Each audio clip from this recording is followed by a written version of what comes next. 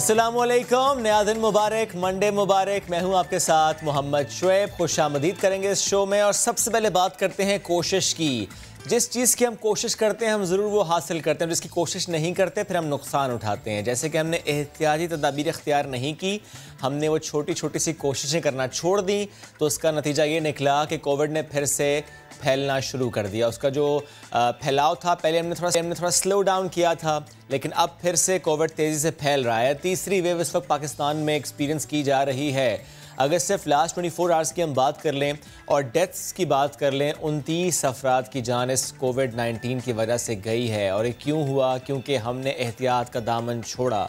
अब daily basis पर जो रिपोर्ट होने वाले केसेस हैं, उनकी अगर हम बात करें तो 2000 से वो तजावुज़ कर चुके हैं। ANP के सरबरा असफंदियार वली साहब, डिप्टी कमिश्नर इस्लामाबाद, वो भी इस वायरस में मुब्तला हुए हैं।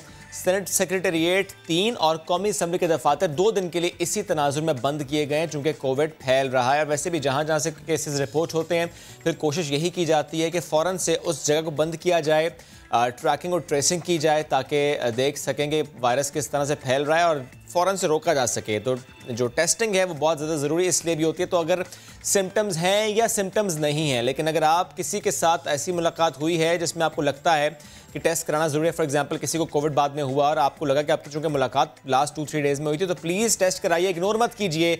ये मत सोचिए कि यू आर यंग, ये मत सोचिए कि अगर आपको सिम्टम्स नहीं है टेस्ट नहीं कराना। टेस्ट कराना इसलिए ज़रूरी है, हम बार बार इस पर एम्फेसाइज करते हैं। आप फिर कैरियर होते हैं, वो आप जब कैरियर होते हैं तो वो वायरस आप किसी ऐसे शख्स को ट्रांसफ़र कर सकते हैं जो वल्नरेबल होता है। हमारी वल्नरेबल पॉपुलेशन में ज़ाहिर है सीनियर सिटीज़न मौजूद हैं और ऐसे लोग जिनको दूसरी तीसरी बीमारियां मौजूद उनमें हैं। दैट इज़ द रीज़न कि कहा जाता है कि जितनी जल्दी वो टेस्ट कराना ज़रूरी होता है। अब चूंकि कोविड फैल रहा है, इसीलिए ये फैसला किया गया था लास्ट वीक कि पंजाब के 7 अजला में 2 हफ्ते के लिए स्मार्ट लॉकडाउन लगाया जाएगा। वो लगा दिया गया है। इस्लामाबाद, पेशावर और पंजाब के 7 अजला, यहाँ पर आज से स्कूल्स 2 हफ्ते के लिए बंद रखे जाएंगे। सिंध और बलूचिस्तान, यहाँ पर यही फैसला किया गया था कि 50% स्टूडेंट जो हैं वो स्कूल जाएंगे। कुछ स्कूल्स में 100% इसलिए बुलाया जा रहा है चूँकि वहाँ पे स्टूडेंट्स की तादाद कम है, वहाँ मैनेज करना आसान होता है, तो इसलिए कुछ स्कूल्स बुला रहे हैं 100%। जहाँ पे तादाद ज़्यादा है वहाँ पर बुला रहे हैं 50%। और बाकी दिन वो कोशिश करते हैं कि इस तरीके से पूरा किया जाए काम कि ऑनलाइन क्लासेस का इनकाद कराया जाए। That means hybrid system. अच्छा, शादी हॉल से मुताल्लिक भी हमने यही खबर शेयर की थी कि 2 हफ्ते के लिए बंद कर दिए गए हैं। अब से रेस्टोरेंट से सिर्फ टेक अवे की इजाज़त होगी।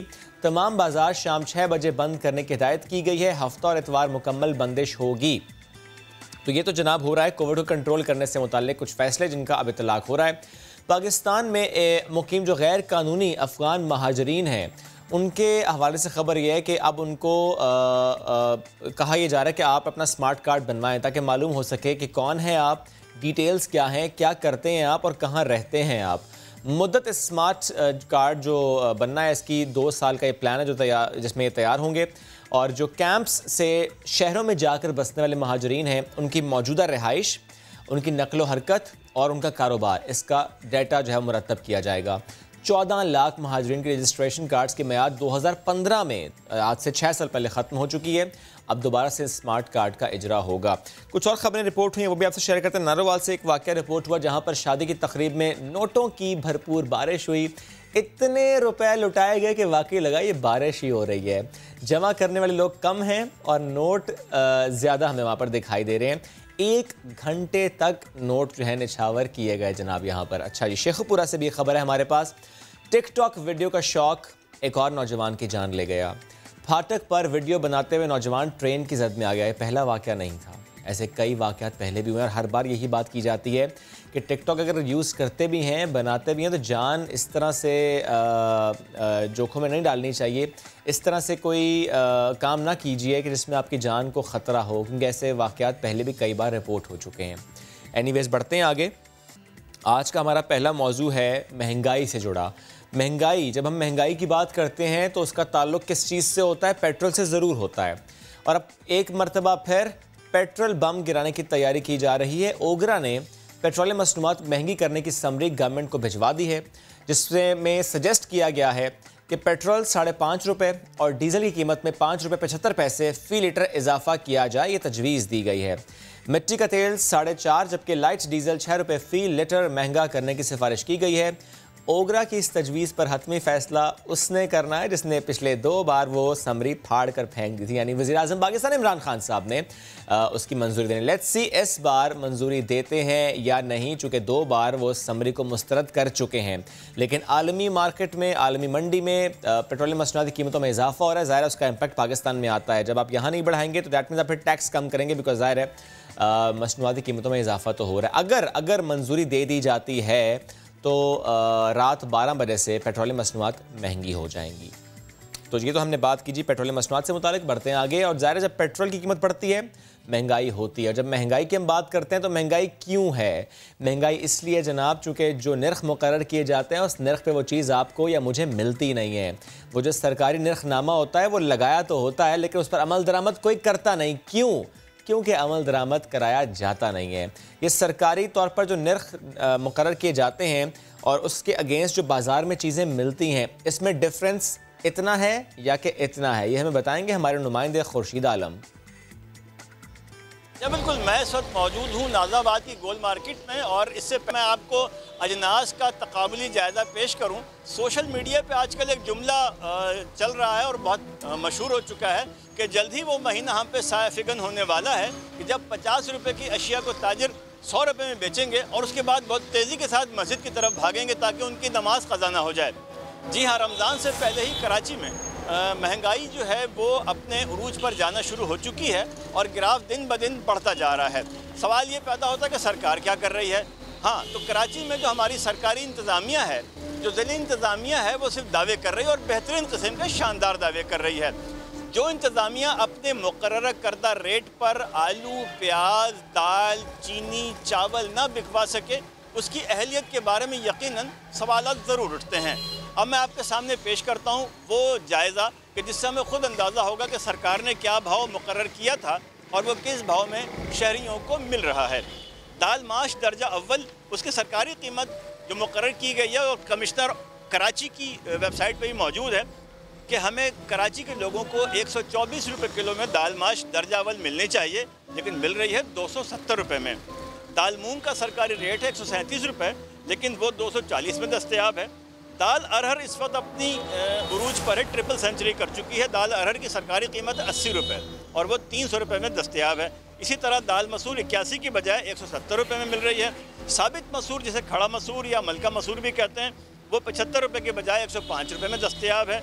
चने की दाल, इस बात को याद रखिएगा, चने की दाल 109 रुपये किलो के बजाय 170 रुपये की मिल रही है इस वक्त। और इसके दाम ऊपर जाएंगे तो फिर इससे जो तैयार होने वाला बेसन है वो खुद बहुत महंगा होगा। मैं उसकी तरफ आगे आऊँगा। अब हम बात करते हैं सफ़ेद चने की। एक तरफ महंगाई पर काबू पाने के लिए हुकूमत सरतोड़ कोशिश कर रही है, तो दूसरी जानब अशियाए खुर्द-व-नोश की कीमतों में रोज़ बरोज़।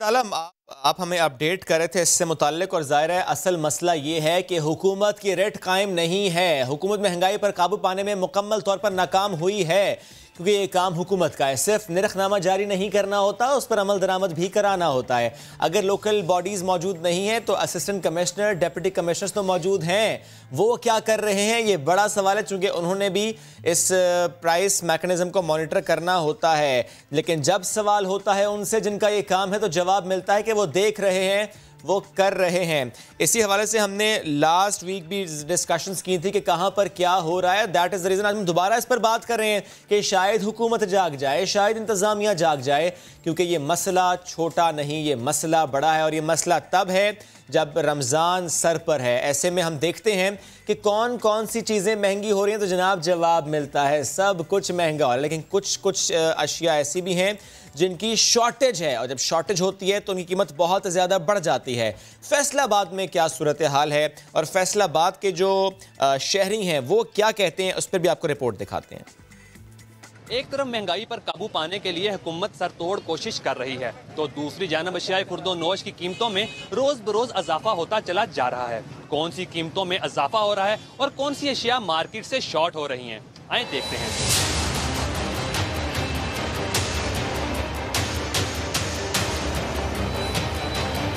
किन चीज़ों की कीमतों में इजाफा? हर चीज़ों में हुआ ना, मसलन कि आप सब्जी लेने चले जाएं, आटा लेने चले जाएं, दूध लेने चले जाएं, जो मर्जी चीज़ लेने चले जाएं। उस हुकूमत ने ये कर दिया, इन्होंने 3 साल में क्या पट्ठा बिठा दिया हर गरीब आदमी। 10,000 का मैं सामान खरीद कर ला रहा हूँ, हाथ में पकड़ा हुआ। 135 रुपए कुकिंग ऑयल था, ये 140 रुपए। अभी कितना है? 280 रुपए, 290 रुपए। चीनी गया तकरीबन 55 रुपए थी, 60 रुपए थी।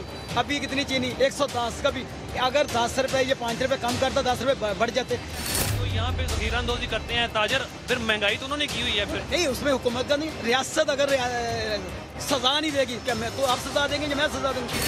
महंगाई ज़बरदस्त, अल्लाह माफ़ फरमाए। मुसलमान किस रहे हैं, बहुत परेशानियाँ, बस अल्लाह का अजाब है और क्या है। माह सियाम की आमद में तकरीबन 1 माह बाकी है। ऐसे में खाने पीने की अशिया का मार्केट से ब्लैक हो जाना और कीमतों में मनमाना इजाफा ज़िला इंतजामिया की कारकर्दगी पर सवालिया निशान है। कैमरामैन हाफिज अवैस के साथ यूसुफ चीमा, समा, फैसलाबाद।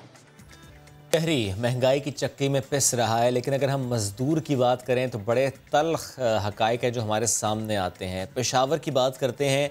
दिहाड़ीदार मज़दूर तबका इस मौजूदा महंगाई से परेशान तो है, लेकिन चूँकि 1 महीना बाकी है, माह रमज़ान आने वाला है, वो रमज़ान का महीना कैसे गुजरेगा, इस फ़िक्र ने उनकी परेशानी में इजाफ़ा कर दिया है। फ़िक्र माश में लगे ऐसे ही मज़दूर तबके पर राहम यूसुफज़ई ने रिपोर्ट तैयार की है, आपको दिखाते हैं।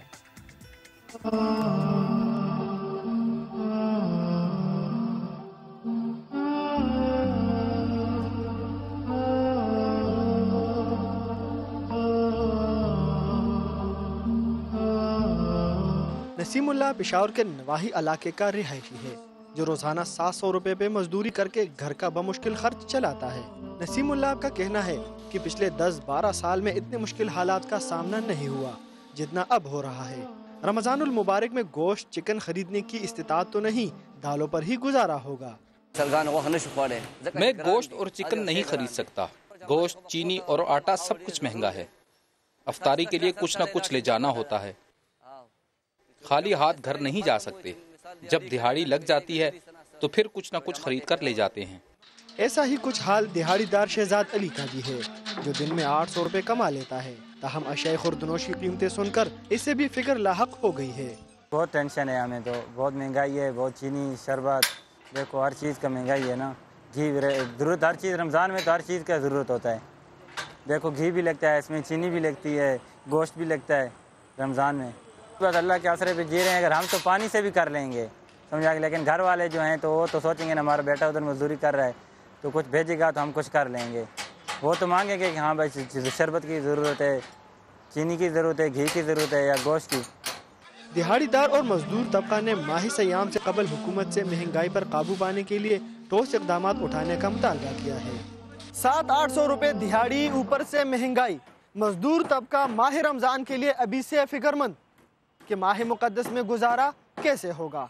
कैमरामैन आबिद खान के साथ राहम यूसुफज़ई, समा, पेशावर।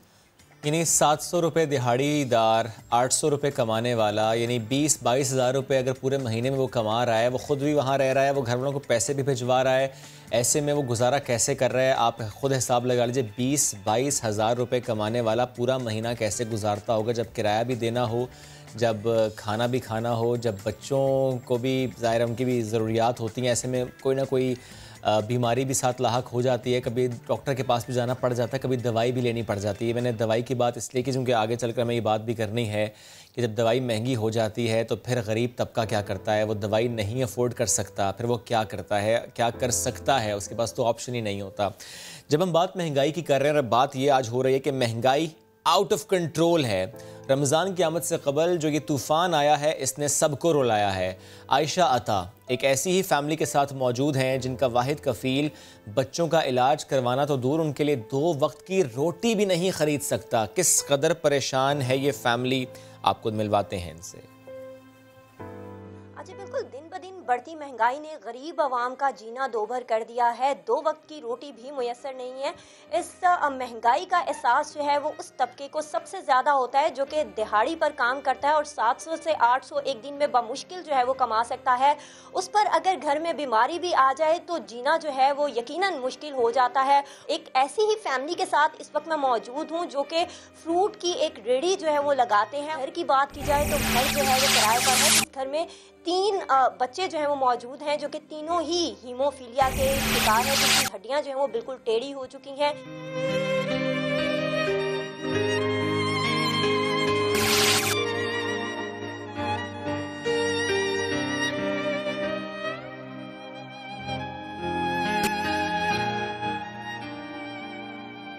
700 से 800 कमाने वाला शख्स जो है वो घर में किस तरह से कमा के लाता है और उस पर उसे अगर घर वालों को खिलाना पड़ता है और महंगाई जो है वो बहुत ज़्यादा है, अद्वियात को भी ख़रीदना जो है वो लाजिम है, उसके बगैर जो है वो सांसें नहीं चल सकती, तो किन मुश्किलात का उसको सामना करना पड़ता है, इनसे बात करते हैं। अस्सलाम वालेकुम सर। क्या नाम है सर आपका? सरफराज अली। सरफराज सर, मुझे बताइएगा कि महंगाई जो है वो दिन ब दिन बढ़ती जा रही है, उस पर रमज़ानुल मुबारक की आमद है, तो किस तरह से घर के खर्चे पूरे होते हैं? बच्चों का ये जो इलाज है किस तरह से करवा रहे हैं? कमाते जो है 700-800 कमाते हैं और इनकी मैं दवाई नहीं जो है नहीं पूरी कर सकता। खिलाना तो बहुत मुश्किल है। एक दिन पकाते हैं हम, 3-3 दिन जो है ना गुजारा करते हैं।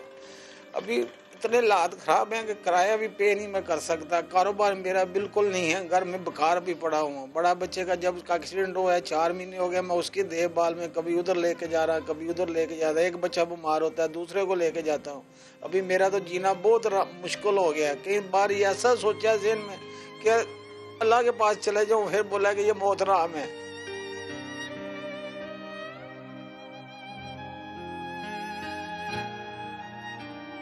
अच्छा सरफराज सर, मुझे बताइएगा कि रमज़ानुल मुबारक में जो जो चीज़ें चाहिए होती हैं वो ज़रा बताइएगा, कौन कौन सी चीज़ जो है वो ज़रूरी होती है? रमज़ान में बच्चे रोज़े रखते हैं, इनके लिए शरबत भी ज़रूरी है, इनके लिए पकोड़े समोसे का सामान भी ज़रूरी होता है। रमज़ान रोज़े रखते हैं बच्चे, लेकिन हम लोग नहीं ले सकते। पानी के साथ भी कई दफ़ा रोज़ा रख लेते हैं बच्चे।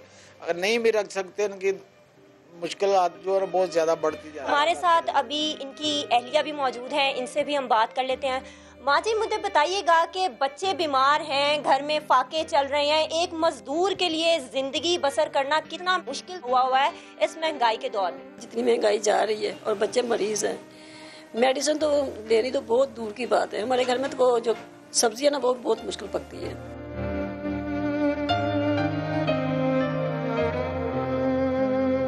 रमजान के दौरान बच्चे अक्सर रोजे के लिए जिद करते हैं।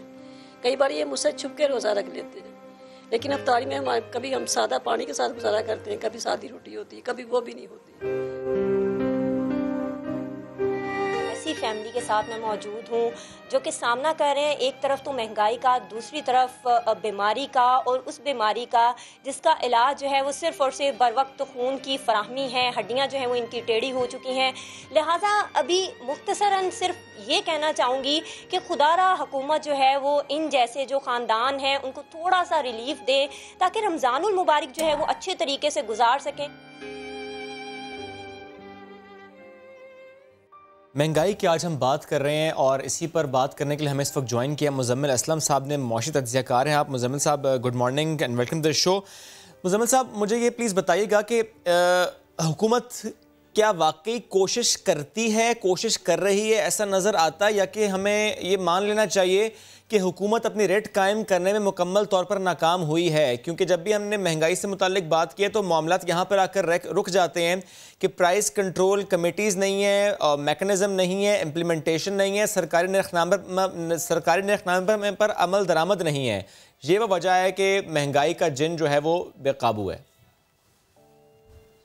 देखिए, बात यह है कि मैं ये बात फिर रिपीट करूंगा, ये जो आपने सवाल किया कि प्राइस कंट्रोल अथॉरिटीज़ नहीं है, लोग ऑन द ग्राउंड नहीं है, प्राइस लिस्ट का अजरा नहीं है, ये तमाम चीज़ें जो हैं ये वफाकी से ज़्यादा सूबाई और मकामी हुकूमतों की है। ठीक है। और इसमें जो है पूरे तरीके से जो है नाकाम हुई है हमारी सूबाई और जिसे कहते हैं मकामी इंतजामिया। मैं ये समझता हूँ कि ये जो है दिन ब दिन जैसे जैसे वक्त गुजरता जा रहा है ये कौम पे बोझ बनती जा रही है ये इंतजामिया, क्योंकि इनसे जो है आवाम को कोई बराह रास्त फायदा नहीं मिल रहा। और अगर आप देखें तो बजट का जो है सूबों को 57.5% जो टैक्स जमा करती है वफाक, वो सूबों को दे देती है। अभी मैं आपकी जो स्टोरी सुन रहा था निहायत ही दर्दनाक और जिसे कहते हैं कि दिल हिला देने वाली कहानियां थी, और मैं सोच रहा था कि क्या दुनिया में ऐसा होता है कि वहाँ के लोग ये परेशानी में नहीं होते और हम इस परेशानी में हैं। तो उसकी बुनियादी वजह यह है कि दुनिया में जो है बच्चे की दवा, बच्चे की एजुकेशन और पूरे खानदान की सेहत, ये जो है हर हुकूमत का हक वो बनता है, फर्ज है उन पर, उनकी फर्ज बनता है कि वो जो है आवाम को प्रोवाइड करें। हमारा आइन भी यही कहता है मुजम्मिल साहब, लेकिन उस पर फिर अमल दरामद तो नहीं है ना, इसका मतलब है। बिल्कुल बिल्कुल, अब मैं इसी बात पे आ रहा था। अब जब से 18वीं तरमीम हुई, तालीम, एजुकेशन और ये तमाम चीजें सूबों के पास चली गई हैं। और मुझे नहीं समझ आ रहा, मैं समझने से कासिर हूँ कि ये लोग जो है ये सूबाई हुकूमतों को क्यों नहीं घेराव करते, इनका क्यों नहीं इनकी पिटाई करते, ना ये प्राइस कंट्रोल करते, ना ये कुछ करते हैं। ज़राअत, अभी ये जो दूसरा जो सबसे बड़ा मसला है खाने पीने की चीजों की महंगाई, ज़राअत भी जो है सूबों ने अपने पास ले लिया था। और वो इसलिए ले लिया था कि जितने जागीरदार हैं वो ये सूबे चलाते हैं ताकि इन पे टैक्स ना लगे। लेकिन अगर आप देखें तो इन्होंने अपनी ज़राई पैदावार जो है बिल्कुल अजीब तरीके से कर दी है। मतलब आज ये मुल्क जो पूरी दुनिया को अनाज खिलाता था, चावल एक्सपोर्ट करता था, गंदम एक्सपोर्ट करता था, अब आहिस्ता आहिस्ता करके वो तमाम की तमाम चीजें अब हमें दरामद करनी पड़ी है। और जब आप दरामद करते हैं तो आप आलमी मार्केट के, जिसे कहते हैं कि मरूने मिन्नत हो जाते हैं। अभी इस वक्त पूरी दुनिया में जो है, कल मैंने एक वीडियो बल्कि अपने ट्विटर में भी शायद की थी कि इंडिया में भी जो है महंगाई का बम उठ चुका है, क्योंकि पूरी दुनिया में कोरोना की वजह से एक फूड सिक्योरिटी चल रही है। हर मुल्क कोशिश कर रहा है कि ज्यादा से ज्यादा उसके पास खाने के ज़खायर हो ताकि अगर ये मामला आगे बढ़े तो उनके मुल्क में परेशानी ना हो।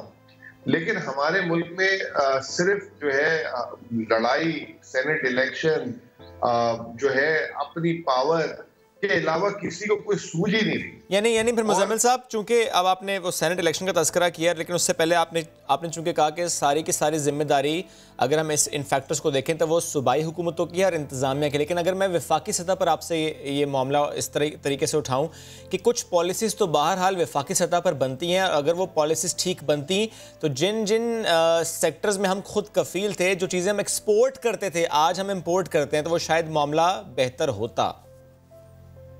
देखिए, मैं ये समझता हूँ कि जो पाकिस्तान में जो स्मगलिंग का मामला है ना, वफाकी हुकूमत कुछ भी कर रहे हैं। अब जैसे वफाकी हुकूमत का इल्जाम था कि इन्होंने गंदम पहले एक्सपोर्ट क्यों कर दी थी, चीनी एक्सपोर्ट क्यों कर दी थी। अगर आप ये नहीं भी करते तो आपका इतना बड़ा बॉर्डर है, यहाँ से हर चीज स्मगल हो जाती है। अगर कोई दुनिया में चीज महंगी होती है, कीमती होती है, यहाँ से बाहर चली जाती है। और अगर कोई चीज सस्ती होती है तो बाहर से पीछे से अंदर आ जाती है, यानी कि स्मगल होकर पाकिस्तान के अंदर आ जाती है। जब तक अगर आप अपने बॉर्डर कंट्रोल्स को जो है सही नहीं करेंगे तो यही होता रहेगा। अभी आप मुझे एक बात बताएं कि हम अखबारों में, टीवी में सुनते हैं यूटिलिटी स्टोर में जो है चीनी इतने की मिल रही है, घी इतने का मिल रहा है। आप या आपके जानने वाले, या चले आप लोग छोड़े, आपके जो लोअर स्टाफ है, कभी पूछे कि कोई यूटिलिटी स्टोर गए, वहां पे भी जो है नाम की सब्सिडी देकर वहां के स्टोर के लोग मिलके वो माल मार्केट में महंगा होकर ब्लैक होकर बिकता है। तो बड़ी अनफॉर्चुनेट, जिसे कहते हैं हमारी जो एडमिनिस्ट्रेशन के मसले हैं, ये जो इन्फ्लेशन है ना, महंगाई, दो अंग्रेजी में कहते हैं, या मॉनेटरी फिनोमेना होता है जो स्टेट बैंक की वजह से हो सकता है, या एक होता है एडमिनिस्ट्रेटिव इशू, यानी कि बद इंतजामी, गवर्नेंस। मेरे हिसाब से पाकिस्तान में जो महंगाई है वो बद इंतजामी एडमिनिस्ट्रेटिव इशू है। और वो एडमिनिस्ट्रेटिव इशू सिर्फ वफाकी हुकूमत उसको नहीं कंट्रोल कर सकती, सूबे भी इन्वॉल्व है, लोकल सतह पे हुकूमत ना हो। बिल्कुल सही बात है, ये आप बिल्कुल दुरुस्त पॉइंट है मुजम्मिल साहब कि जो फेलियर है ये एडमिनिस्ट्रेटिव फेलियर है और ये सूबाई हुकूमतों के लेवल पर फेलियर है, चूँकि वो अपनी लड़ाई में तो लगे हुए, अपनी कुर्सी की जंग में तो लगे हुए, लेकिन आवाम की बात कोई नहीं करता, इनको रिलीफ कोई फराहम नहीं करता। लेकिन अब ज़रा एक्सटर्नल फैक्टर पर आते हैं मुजम्मिल साहब। आलमी मंडी में पेट्रोलियम मसनूआती कीमतों में इजाफे होने का भी तो ज़ाहिर है एक इम्पैक्ट आता है, वो कितना कॉन्ट्रीब्यूट करता है पाकिस्तान में होने वाली इस महंगाई पर? देखें, पेट्रोलियम जो अभी मसनूआत है, ये तो वजीर आजम ने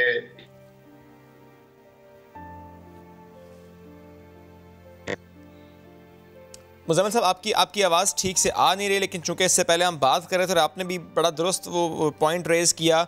हम जब रोज़ाना की बुनियाद पर गुफ्तगू कर रहे हैं कि इस वक्त महंगाई का जिन बेकाबू है, तो द बॉटम लाइन इज़ कि एडमिनिस्ट्रेटिव इशू है ये, इसको ठीक किया जा सकता है। इमरान खान साहब शायद दुरुस्त फरमाते हैं दुरुस्त फरमाते हैं कि ये माफिया है और इन माफियाओं से हमें लड़ना है, क्योंकि जब भी हम महंगाई की बात करते हैं तो हमें मालूम ये होता है कि एक ऐसा माफिया मौजूद है जो कि कमा लेता है और आवाम पिस जाती है, और हुकूमत को इसी माफिया को पकड़ना है, इसी माफिया से लड़ना है। लेकिन लड़ना मुश्किल इसलिए है कि शायद हुकूमतों में कुछ ऐसे लोग मौजूद होते हैं जो कि उस माफिया के साथ होते हैं, और इसीलिए उन माफियाओं के ख़िलाफ़ लड़ना खासा मुश्किल होता है। लेकिन इमरान खान साहब ने कहा है कि इसी माफिया से लड़ना है, क्योंकि हमें नज़र आ रहा है ये कि एडमिनिस्ट्रेटिव इशू तो है, इसके साथ साथ ये ऐसा इशू है जिससे इस तरीके से ही निपटा जा सकेगा कि जब उस माफिया को हम लोकेट करेंगे और उसके ख़िलाफ़ कोई कार्रवाई होगी, फिर हर चीज़ हमें उस नर्ख पे मिलेगी, उस नर्ख पे मिलेगी जो नर्ख मुकर्रर किया जाता है। लेकिन इसके साथ हम बात करें पेट्रोलियम मसनूआत की कीमतों में इजाफे से मुताल्लिक, तो लेट्स सी आज डिसाइड क्या किया जाता है, क्योंकि समरी पेश कर दी गई है कि पेट्रोलियम मसनूआत में कीमतें जो हैं वो इंक्रीज़ हुआ। एनीवेज, एक ब्रेक का वक्त हुआ है, जब ब्रेक से वापस आएंगे तो फिर बात करेंगे जो अद्वियात महंगी हैं, उसमें एक दवा ऐसी है जो कि 1000 रुपये महंगी कर दी गई है। गरीब जाए तो जाए कहाँ? स्टे विद अस।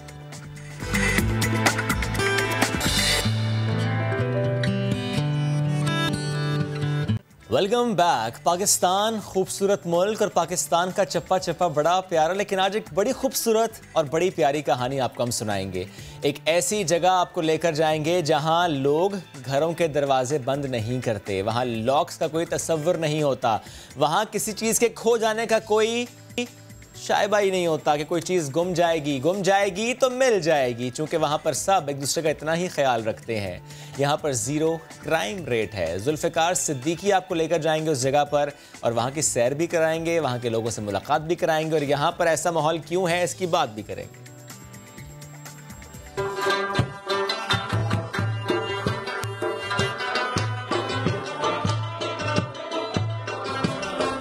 बलती सल्तनत में खुशामदीद।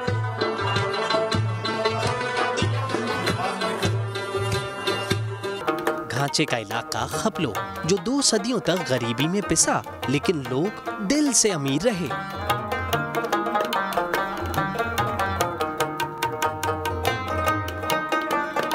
ज़िला गांचे बहुत खूबसूरत ज़िला है और यहाँ के लोग बहुत पुरअमन और नरम दिल लोग हैं, और हम इन पहाड़ों के बीच अपनी ज़िंदगी बहुत खुशी और चैन से गुजार रहे हैं। गिलगित बल्तिस्तान में 3 सदी पहले बनी मस्जिद चखचन आज भी आबाद है।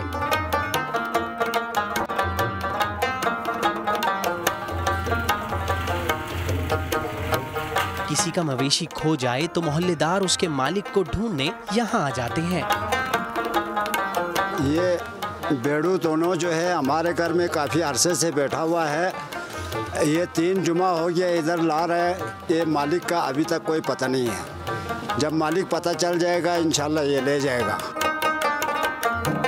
3 महीना पहले ये निकल गया था घर से। अच्छा, अभी 3 महीने के बाद ये अलग की फाजिल से मिल गया मुझे। बस इस जिले की तारीख में आज तक एक चोरी नहीं हुई। लोगों के दिल और घर के दरवाजे हर पल खुले रहते हैं। हमारे पास हर साल लाखों मुल्की और गैर मुल्की सयाह आते हैं, तो उनकी तरफ से आज तक कोई शिकायत मौसूल नहीं हुई है। यहाँ का क्राइम रेट ऑलमोस्ट 0% है। यहाँ के लोग बड़े महज़िब, प्यार करने वाले और पढ़े लिखे हैं। अल्हम्दुलिल्लाह हमारे यहाँ लोग बहुत ईमानदार और प्यार मोहब्बत करने वाले हैं। जब हम नमाज़ पढ़ने जाते हैं तब हम अपने दुकानों को लॉक किए बगैर ही चले जाते हैं। यानी कि ईमानदारी की इंतहा है यहाँ पे कि एक भी तिनका यहाँ से वहाँ नहीं होते हैं।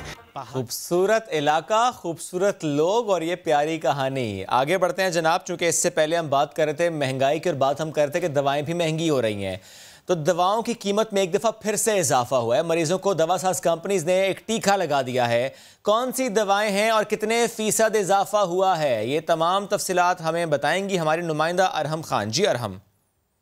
जी बिल्कुल, दवाओं की कीमतों में एक दफ़ा फिर से 15 से 20% इजाफा हो गया है, लेकिन ये इजाफा हुकूमत ने नहीं किया और ना ही ड्रैप ने किया। अगर कोई ये सवाल जाके ड्रैप से पूछे कि आपने दवाओं की कीमतों में इजाफा किया है, तो वो ये साफ कहेंगे नहीं जी, हमने तो दवाओं की कीमतों में इजाफा नहीं किया।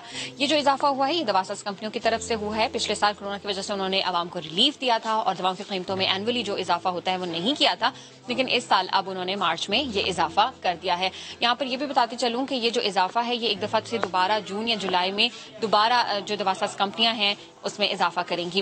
अब कुछ ऐसी भी दवाएं हैं जिनकी कीमतों में तकरीबन 45% इजाफा हुआ है। उनके सॉल्ट्स जो हैं वो इम्पोर्ट करती हैं वो जो फार्मास्यूटिकल कंपनीज हैं, तो डॉलर भी फ्लक्चुएट होता है, जिसकी वजह से जो खाम माल होता है उसकी कीमत बढ़ जाती है और जब वो इम्पोर्ट किया जाता है तो वो महंगे दामों यहाँ पर आता है, इसलिए दवाओं की कीमतों में इजाफा हो जाता है। अब कुछ ऐसी दवाएं हैं जो महंगी हुई हैं, उनका भी जिक्र करते हैं।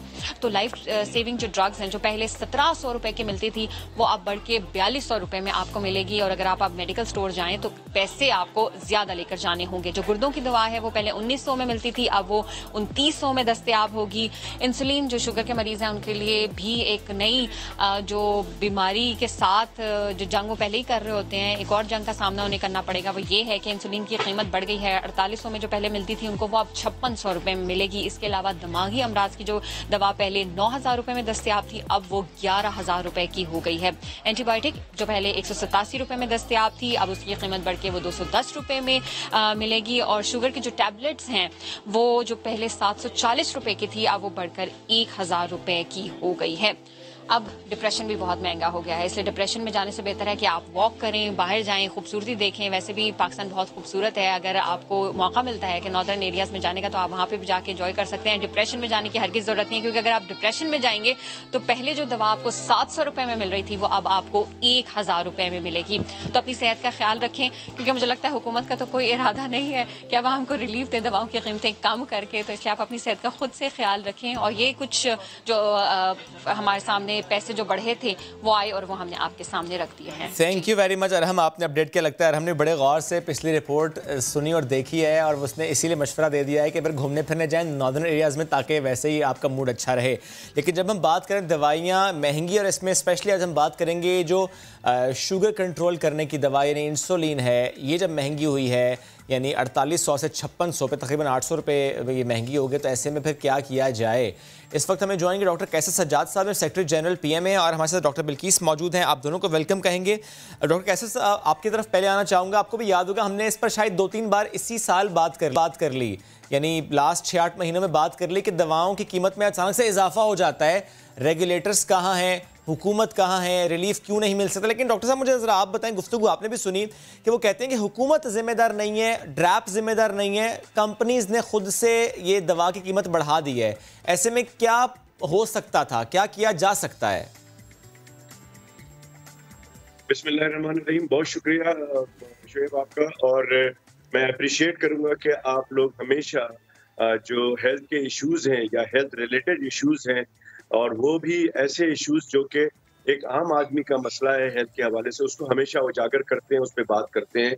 मैं आपकी टीम को अप्रिशिएट करता हूँ। और आपके बेसिकली जो सवाल है उसमें भी मैं समझता हूँ कि अगर ये कहा जा रहा है कि ये रैप ने नहीं किया, हुकूमत ने नहीं किया, तो इसका मतलब है कि हुकूमत फिर फेल है, कि लोग यहाँ अपनी मनमानी से हर चीज़ कर रहे हैं, और यहाँ पे हर आदमी दूध, दही, चीनी, आटा, यहाँ तक कि दवाइयाँ तो एसेंशियल चीज़ों में आती हैं। दवाइयाँ तो ऐसी हैं कि अगर आप नहीं लेंगे तो आपको नुकसान हो सकता है, जानी नुकसान हो सकता है।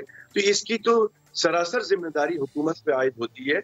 मैं समझता हूँ कि हुकूमत की जिम्मेदारी है कि अवाम बेसिक सेहत की सहूलियात मुहैया करें, जिसमें कि दवा बहुत इम्पोर्टेंट है, और दवा का ईजिली अवेलेबल होना, मार्केट से गायब नहीं होना, और सस्ते दामों में, यानी कि ऐसे दामों में कि जो कि उसको मिल सके। और खासकर वो दवाइयाँ जिसका आपने जिक्र किया है, ब्लड प्रेशर है, शुगर है, एंटीबायोटिक है, जो और ऐसी दवाइयाँ हैं जो कि बहुत ज़रूरी है, लोग रेगुलर बेसिस पे लेते हैं, उनको रेगुलेट करना, उनको अप्रोचेबल बनाना, उनको लोगों के ऐसे प्राइस में आना कि लोग जाके आराम से ले लें, और ये ना हो कि एक मेडिकल स्टोर से दूसरे।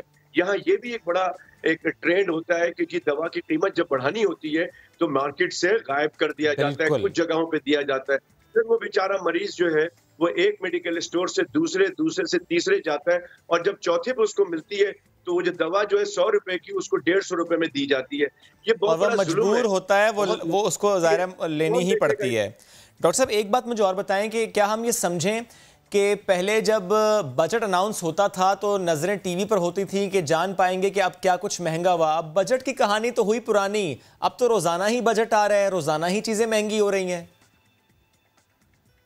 बिल्कुल सही बात है आपकी, इसकी हमने बारहा निशानदेही की है और आपके प्रोग्राम पे भी की है कि जो बजट आता है, पहले तो हम यही सोचते थे कि अल्लाह रहम करे, पता नहीं क्या होगा, कितनी महंगाई होगी, लेकिन यहाँ तो सुबह जब आप उठते हैं तो पता ये चलता है कि जी फलां चीजें की कीमत बढ़ गई, या जब आप बाजार में जाते हैं तो वो ये कहता है कि साहब ये जो दवा है, ये जो पैरासिटामोल है डिफरेंट कंपनीज की आती है, ये पहले 2 रुपए की थी अब 20 रुपए की है। उसको जब जाता है मार्केट में तो पता चलता है। इसी तरह से कोई भी अशिया आप लेने जाते हैं तो आपको उस वक्त पता चलता है जब आप जाते हैं, फिर आप ये परेशान होते हैं कि जी अगले हफ्ते तो मैं लेके गया था और इतने में लेके गया था, क्योंकि उसको जरूरत है बेचारे को, उसका बाप बीमार है, उसके बच्चे बीमार हैं, उसकी बीवी बीमार है, और उसके लिए वो कहीं ना कहीं से दवा जरूर लेगा।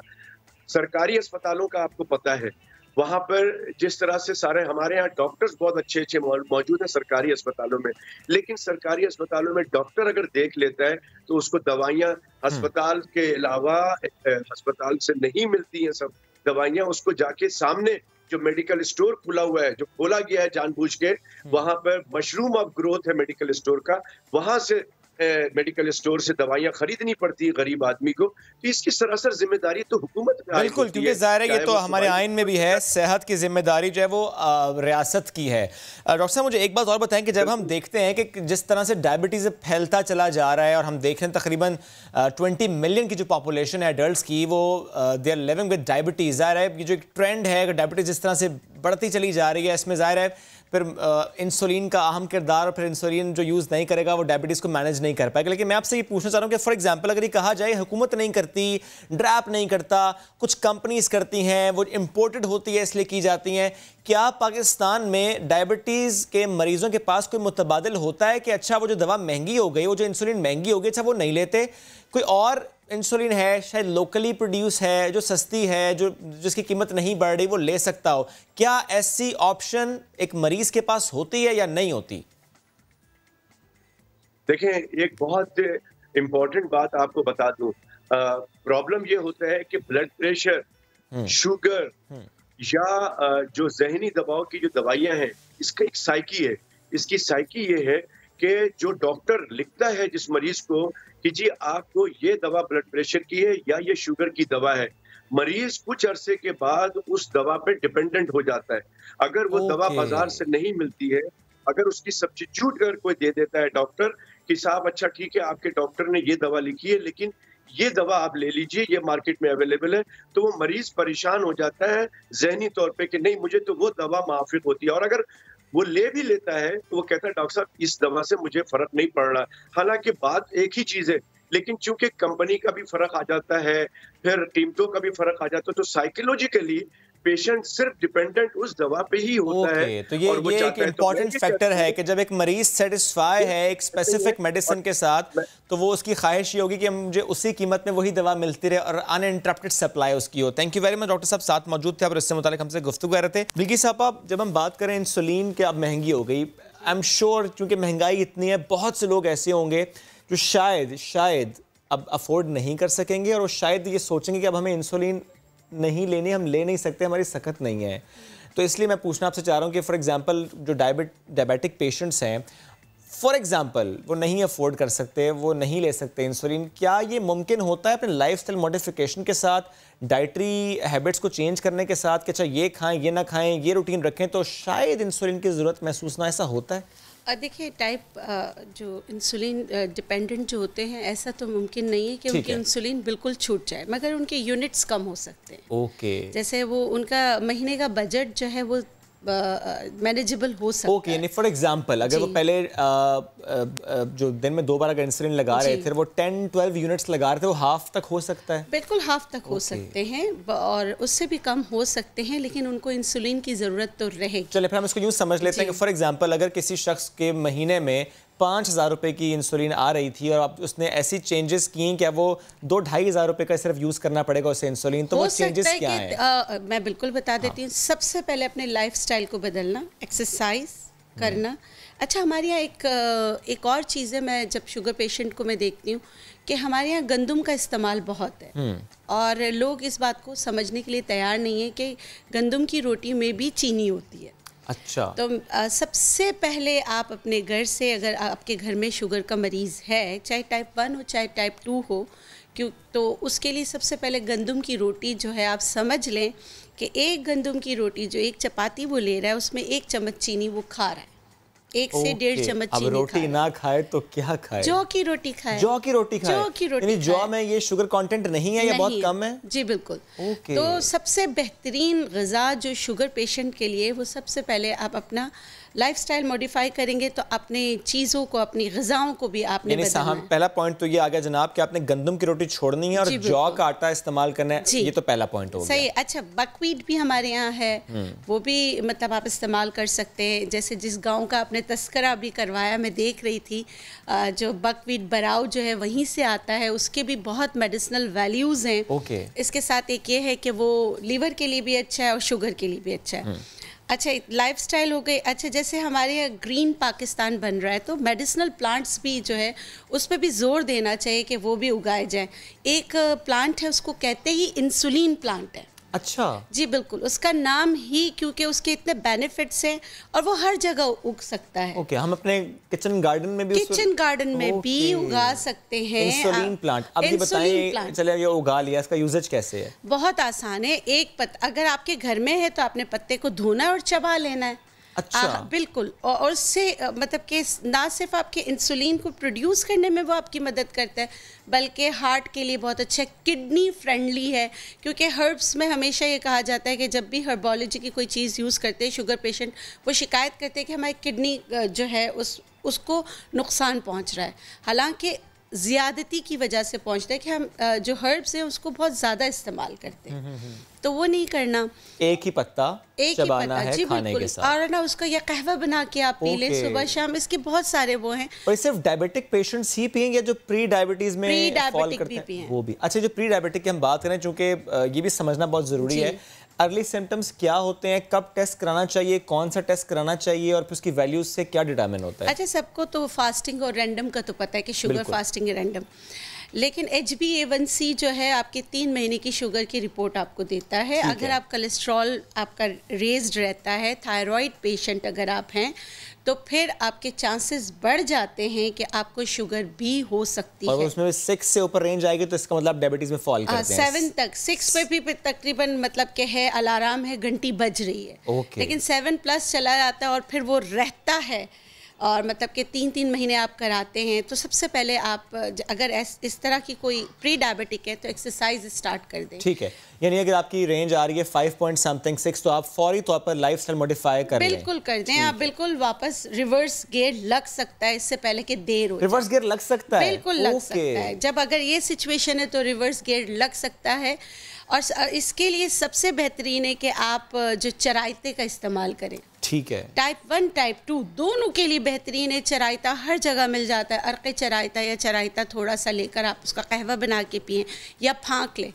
बहुत ही ज़्यादा कड़वी दवा है, लेकिन उसके भी बेनिफिट्स बहुत ज़्यादा हैं, बहुत ज़्यादा है। आप लोग उसको अगर मतलब गूगल कर लें, सर्च कर लें, देख लें, मगर ज़्यादती हर चीज़ की ख़राब होती है।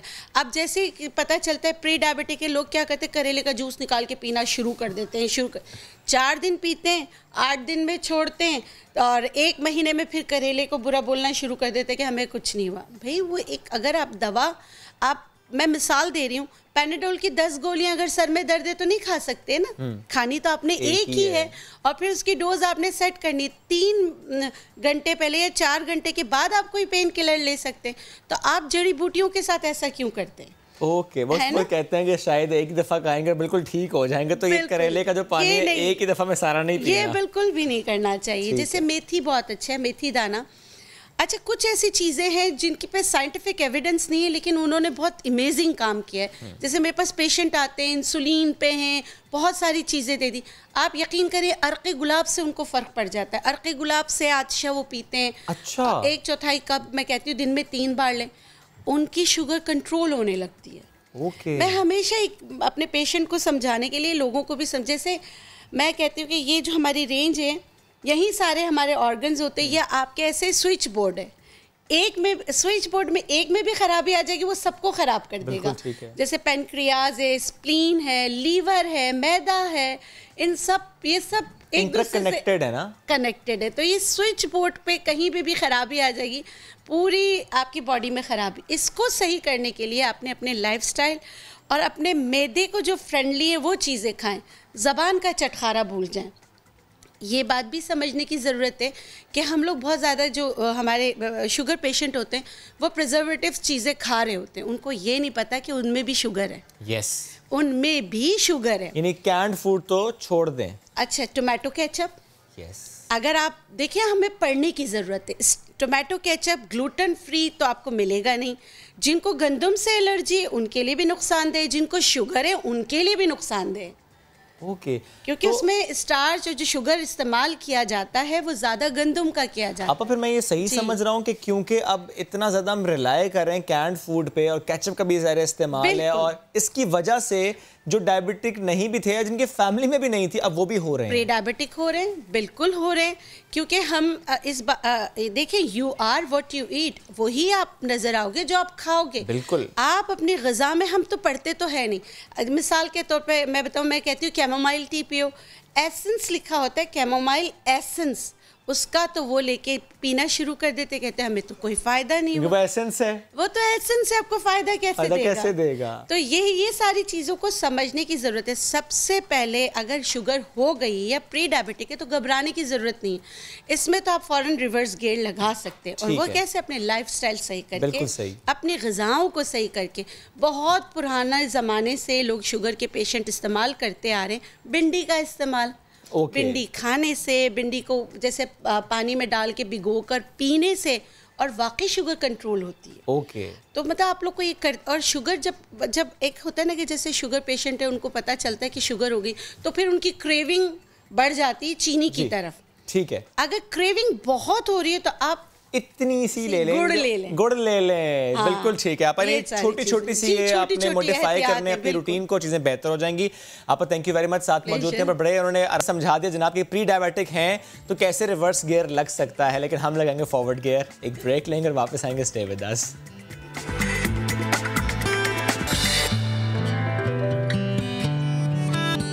Welcome back after the break.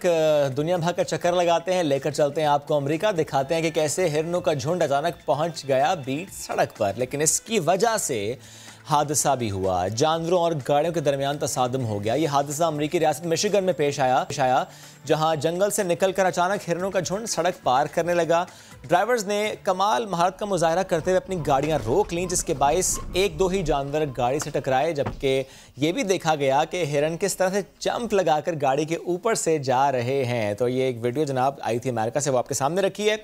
एक और खबर अमेरिका से ही है जहां पर सेल से खरीदा हुआ सिर्फ $35 का प्याला चीनी नवादरात में से एक साबित हुआ, और अब वो 3 से 5 लाख डॉलर में फरोख्त हो सकता है। वायरल नयारे हो गए जिसके पास है ये प्याला।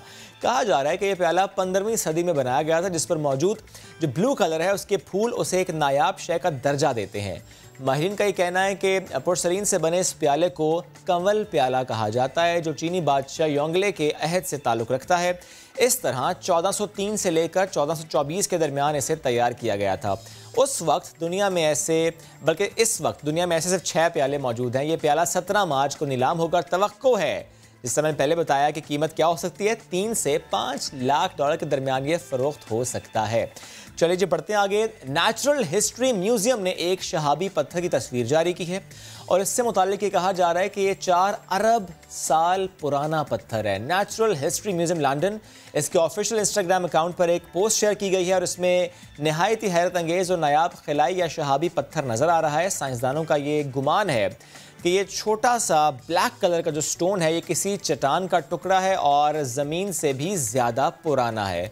साइंसदानों को इस बात का भी यकीन है कि वो इससे ना सिर्फ ये मालूम कर पाएंगे कि ज़्यादातर पानी कहाँ से आता है, बल्कि ज़िंदगी किस तरह वजूद में आई है उसका भी शायद इससे कुछ हिंट मिल सके, कुछ मालूम हो सके। अच्छा जी, एक झटका लगा बरतानिया में किसको, क्योंकि झटका पहले तो लगा पॉजिटिव, बाद में वो हो गया नेगेटिव इस तरीके से कि 82 मिलियन यूरो की लॉटरी निकली। बड़ा जी ज़बरदस्त झटका लगा कि वाह जी वाह, वारे न्यारे हो गए, तमाम नंबर्स मैच हो गए। लेकिन उसके बाद झटका जो मिला वो उससे बुरा था, रकम नहीं मिली। क्यों नहीं मिली, जैकपॉट क्यों नहीं लगा, इससे मुताबिक डिटेल्स ये हैं जनाब कि 19 साल रेचल, इनका अकाउंट खुदकार निज़ाम के तहत मखसूस नंबर वाला एक यूरो मिलियन टिकट खरीदता था। लेकिन इस मरतबा हुआ ये, यूरो मिलियन लॉटरी में रेचल का नंबर तो निकला, लेकिन बाद में मालूम ये हुआ कि अकाउंट में रकम मौजूद नहीं थी उस वक्त जब टिकट खरीदना था, तो इसलिए टिकट खरीदा नहीं गया और यूं रेचल रातों रात करोड़पति बनने से रह गया। तो जनाब ऐसा भी हो जाता है इस तरह के कामों में। चलिए जी बढ़ते हैं आगे। कबूतर की तरह आंखें बंद कर लेना, मुहावरा है कि बिल्ली को देखे कबूतर आंखें बंद कर लेता है, लेकिन हम आपको दिखाएंगे कि ऐसा जानवर जो खतरे की सूरत में आंखें बंद नहीं करता, वो अपना सर तन से जुदा खुद ही कर लेता है। समंदर में घोंघों से मुशाबियत रखने वाले जानवर कसरत से मिलते हैं जिन्हें सी स्लग्स कहा जाता है और जापानीज़ माहिरीन ने इंकशाफ किया है कि सी स्लग की 2 अहम टाइप्स ऐसी हैं जो ख़तरे के वक्त अपना सर काट देते हैं और वो ज़िंदा रहते हैं। कुछ दिन बाद बड़ी स्लोली गर्दन के नीचे से पूरा धड़, आज़ा और दीगर निज़ाम तश्कील पाता और एक नया सी स्लग बन जाता है। इस पर सर पुराना और धड़ नया हो जाता है। चलिए जी बढ़ते हैं आगे। तरबियत याफ्ता साइबेरियन कुत्तों के बारे में अमूमन ये समझा जाता है कि वो अपने दोस्ताना रवैये की वजह से गार्ड डॉग के फ़राइज़ के लिए मौजूद नहीं होते। ये बात दिखाने के लिए हम आपको आगे जाकर वीडियो भी दिखाएंगे कि किस तरह से एक साइबेरियन डॉग फर्जी डकैती की मश्क के दौरान सोता ही रह गया। एक बरतानवी अखबार के मुताबिक लकी नामी ये डॉग जो कि थाईलैंड के एक ज्वेलरी शॉप के मालिक के पास था, पुलिस की जानिब से डकैती को नाकाम बनाने के लिए एक मश्क की गई जिसमें एक मुसल्लह डाकू दुकान में दाखिल होता है, जाली गन से मुलाजमीन से ज्वेलरी और नकदी हवाले करने को कहता है। इस दौरान जो ज्वेलरी शॉप का मालिक है वो इस बात का मुंतज़र ही रहा कि कुत्ता जाग कर इस फर्जी डकैती को नाकाम बनाए, लेकिन लकी चंद फिट के फासले पर होने के बावजूद सोता रहा। सीसीटीवी फुटेज इस वक्त हम आपको दिखा भी रहे हैं कि कुत्ता जागने से इनकार कर देता है और डकैती की पूरी वारदात से वो ला इल्म रहता है। तो ये जनाब ऐसा हो गया वहाँ पर। अच्छा जी बढ़ते हैं आगे। कल शाम हुआ ये कि हम भी मैसेज आएगी शाबान का चांद मुबारक हो। इस पर बहस क्यों हुई? बहस इसलिए क्योंकि पहले कहा गया चांद हो गया, चांद नज़र आ गया, मुबारकबादें दे दी गई, लेकिन फिर खबर ये फैली कि चांद नहीं हुआ।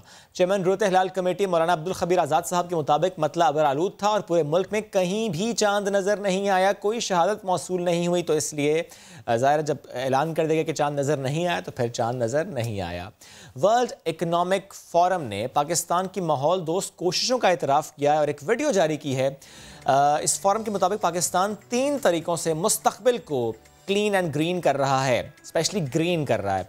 वीडियो में हुकूमत की माहौल दोस्त पॉलिसीज़ और ग्रीन पाकिस्तान जैसे मंसूबों की तारीफ़ की गई है। तो जनाब ये एक तारीफ़ जो कि पाकिस्तान की क्यों हुई, चूँकि इमरान खान साहब इवन जब गवर्नमेंट में नहीं थे तब भी वो क्लीन एंड ग्रीन मुहिम की तरफ कदम बढ़ाते थे। स्पेशली जो सुनामी जो है स्पेशली केपी में जो हमने देखा किस तरह से मैसिव ड्राइव हुई और पौधे वहाँ पर लगाए गए। अच्छा बढ़ते हैं आगे। सऊदी अरब से भी हमारे पास कुछ मनाजिर ऐसे हैं जहाँ पर मुख्तलिफ इलाकों में रेत का तूफ़ान आया है और उस रेत के तूफ़ान की वजह से चंद लम्हे के लिए यूँ लगा जैसे आसमान सुर्ख रंग का हो गया। हद निगाह इस तूफ़ान की वजह से 0 हो गई थी। ये वहाँ का माहौल था, ये वहाँ का मौसम था, ये वहाँ के हालात थे। वापस आ जाइए पाकिस्तान, यहाँ का मौसम, यहाँ का माहौल कैसा है, कहाँ पर कितनी सर्दी अभी भी है और कहाँ पर गर्मी की आमद होने क्या वाला है और हो क्या रहा है। क्योंकि कराची में इस वक्त भी है जनाब, रात को हल्का से ही पंखा चलाना पड़ता है वरना ठंड लग जाती है, लेकिन दिन के वक्त कड़ाके की गर्मी होती है, एसीज ऑन करने पड़ते हैं। कराची का मौसम कैसा है, पूरे मुल्क का मौसम कैसा है, आसपास कोई वेस्टर्न सिस्टम या कोई और डिस्टर्बेंस तो नहीं हो रही? इस पर बात करने के लिए the weatherman Jawad Memon is with us. Good morning. Good morning. कैसे हैं आप? मौसम कैसा है स्टार्टिंग फ्रॉम कराची? कराची दिन के टाइम अब टेम्परेचर राइज़ हो रहे हैं पिछले 2-3 दिन से 35-36 डिग्री, जबकि रात के टाइम पे जो है वो हल्की फुल्की जो है वो खुनकी रहती है 20 से 21 डिग्री। ऐसा क्यों है?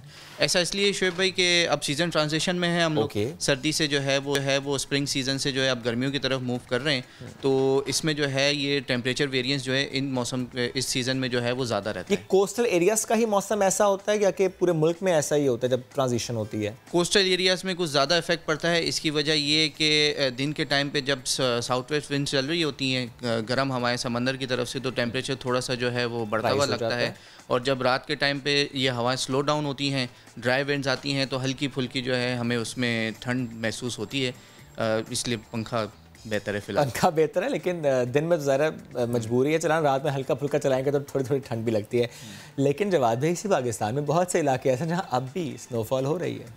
बिल्कुल ऐसा ही है। वेस्टर्न डिस्टर्बेंस जो है वो इस वक्त भी एक्टिव है और अगले 24 से 36 घंटों में ये जो सिस्टम था जो पिछले 2-3 दिन से कंटिन्यू था, काफ़ी स्ट्रॉन्ग सिस्टम था, ये पाकिस्तान से निकल जाएगा।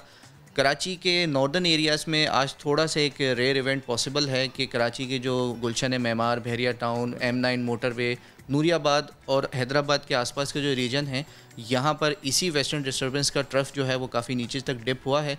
तो इन एरियाज़ में आज जो है वो थंडर क्लाउड्स वगैरह बन सकते हैं, कुछ इलाकों में ड्रिजल या पासिंग शावर्स भी हो सकते हैं, लेकिन मेन जो शहर है कराची वो फ़िलहाल ड्राई रहेगा। कोई बात नहीं, जिसने बारिश देखनी है वो कराची से थोड़ा सा बाहर आ जाए। शाम के किस घंटे में बाहर जाएं जी उस तरफ के बारिश मिल जाएगी? ये लेट आफ्टरनून जैसे 2-2:30 बजे के बाद जो है वहाँ पे पॉसिबिलिटीज़ हैं शाम तक के। और बारिश ना भी हुई तो मौसम बहरहाल अच्छा होगा? मौसम बहरहाल अच्छा होगा, कुछ थंडर क्लाउड्स देखने को मिल जाएंगे काफ़ी अरसे बाद कराची वालों को। तो जनाब कराची में हो सकता है कराची में या कराची के थोड़ा सा आसपास हल्की हल्की सी बारिश हो जाए। लेट्स सी जी आज कराची में होता है कि और इंटीरियर सिंध या फॉर दैट मैटर सिंध के बाकी इलाके और शहर, वहाँ पर भी इसका इम्पैक्ट आएगा?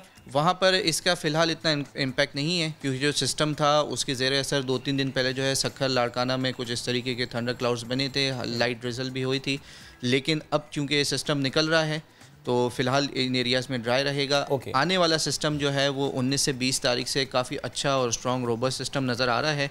तो अगेन सिंध के कोस्टल एरिया जिसमें इंक्लूडिंग कराची, इनको छोड़ के सिंध के भी काफ़ी सारे एरियाज़, पंजाब, खैबर पख्तूनख्वा, बलूचिस्तान, इन सब एरियाज़ में जो है वो काफ़ी अच्छी है और बारिशें और पहाड़ों पे बर्फ़बारी नज़र आ रही है। यूँ तो जवाब है अभी 4-5 महीने बाकी हैं अगस्त आने में, क्योंकि 28 अगस्त हमें भूलता नहीं है कराची का लास्ट ईयर का। क्या पहले से प्रिडिक्ट किया जा सकता है कि आज से 4-5 महीने बाद क्या हालात होंगे, क्या मौसम होगा, या कि अभी बहुत अर्ली है, बहुत प्रीमेच्योर है इस पर बात करना? देखिए अभी बहुत अर्ली है, बहुत प्रीमेच्योर है इसके ऊपर बात करना, क्योंकि अभी बहुत सारे पैरामीटर्स जो हैं वो मानसून के हवाले से सेट होने हैं। बिल्कुल इसी हवाले से मानसून के हवाले से अभी कोई प्रिडिक्शन नहीं की जा सकती। हमने कुछ टाइम पहले जिक्र किया था कि लानीनिया सीज़न चल रहा है अक्रॉस द ग्लोब, उसमें अब काफ़ी स्ट्रॉन्ग इंडिकेशन ऐसे नज़र आ रहे हैं कि वो तेज़ी से जो है वीक हो रहा है और ये भी हो सकता है कि हमारे मानसून आते आते जो है हम न्यूट्रल कंडीशंस में चले जाएं। अच्छा, अगर हम न्यूट्रल कंडीशन में जाते हैं तो फिर मानसून का आउटलुक काफ़ी डिफरेंट होगा। अगर ये लानीनिया कंटिन्यू करता है तो अमूमन लानीनिया की वजह से मानसून जो है हमारे साउथ एशिया रीजन में जो है वो स्ट्रॉन्ग रहता है, बारिशें अच्छी रहती हैं। ठीक है, कोई ऐसा सिस्टम आसपास बन रहा हो, स्ट्रॉन्ग होता दिखाई दे रहा हो, जिससे ये हम कैसे प्रेडिक्ट कर सकें कि आइंदा 2-4 हफ्तों में कराची में बारिश? देखिए फ़िलहाल इस मार्च के महीने में तो ऐसे कुछ इतना नज़र नहीं आ रहा है। अगेन जो आने वाला सिस्टम है 19-20 तारीख से, उसके भी वेस्टर्न ट्रफ जो है वो इसी तरीके से रहेगी कि अगेन कराची के जो नॉर्दर्न एरियाज़ हैं, जो आउटस्कर्ट्स रीजन जैसे अभी मैंने बताया, उन वहाँ तक कोई इफेक्ट्स आ सकता है। मेन शहर में फ़िलहाल ऐसे कोई ऐसी पॉसिबिलिटी नज़र नहीं आ रही। Okay, coming to the northern areas now, चूँकि वहाँ पर इस वक्त भी ठंड है, कई जगह पर बर्फ़बारी भी है, क्या ये मार्च में वहाँ का मौसम ऐसा ही रहेगा और आगे प्रोलॉन्ग भी करेगा या कि नहीं बस आहिस्ता आहिस्ता अब ख़त्म? देखिए मार्च का महीना तो तकरीबन ऐसे ही प्रोलॉन्ग करेगा, क्योंकि अगेन कमिंग सिस्टम और उसके बाद मार्च के एंड तक जो है एक और सिस्टम नज़र आ रहा है जो अपर पंजाब और नॉर्दर्न एरियाज़ में, स्पेशली कश्मीर हमारे रीजन में, तो यहाँ पर बर्फ़बारी और बारिशें होती रहेंगी। फिर जब अप्रैल में हम आते हैं तो यूजुअली ये ड्राई महीना रहता है और वेस्टर्न डिस्टर्बेंस की जो फ्रीक्वेंसी है वो फिर आहिस्ते आहिस्ते जो है वो स्लो डाउन रहती है, लेकिन इन एरियाज़ में फिर भी जो है वो इस तरीके का मौसम रहेगा। यानी प्लान कर सकते हैं छुट्टियों का तो अभी फ़ौरन कर लें नॉर्दर्न एरियाज़ के लिए, उसके बाद देर हो जाएगी। बिल्कुल ऐसा ही है। ठीक है जवाद भाई, थैंक यू वेरी मच, साथ मौजूद थे आप। और मौसम कैसा है, कैसा होगा, इससे मुतालिक हमसे कर रहे थे गुफ्तगू कराची वालों के लिए। मैं फिर कह देता हूँ, जिसने एंजॉय करना है थोड़ा सा वक्त अगर आपको आज मिल जाए शाम में, तो आप आउटस्कर्ट्स की तरफ ज़रूर जाएं, थोड़ी लॉन्ग ड्राइव करें तो शायद आपको बारिश मिल जाए, क्योंकि कराची के लिए बारिश एक ईद का त्यौहार होता है, लेकिन तब जब होती है सिर्फ हल्की फुल्की सी बारिश, वरना 28 अगस्त बार बार याद कराना पड़ता है इसलिए भी क्योंकि इदारे उसी 28 अगस्त से बचने के लिए, उस माहौल से बचने के लिए इस वक्त भी कराची में काम कर रहे हैं। उन नालों के ऊपर जो तजावुज़ात हैं उस पर आज भी ऑपरेशन इसीलिए हो रहा है ताकि तजावुज़ात क्लियर करें, वो पैसेज क्लियर हो, ताकि आइंदा कराची में वो माहौल ना बने जो कि लास्ट ईयर अगस्त के एंड पे बना था। चलिए जी बढ़ते हैं आगे। एबटाबाद से हमारे पास खबर है कि जहाँ पर ख़वातीन को किस तरीके से अब फैसिलिटेट किया जा रहा है, स्पेशली पुलिस स्टेशन में, कि अगर कोई शिकायत उन्हें हो, कोई कंसर्न हो, कोई ग्रीवेंस हो, तो वह किस तरह से थाने में जा सकती हैं और किसी मर्द पुलिस अफसर से उन्हें बात नहीं करनी पड़ेगी बल्कि खातून ऑफिसर को अपना मसला बताएंगी। इस हवाले से आतिफ कयूम ने रिपोर्ट तैयार की है, आपको दिखाते हैं।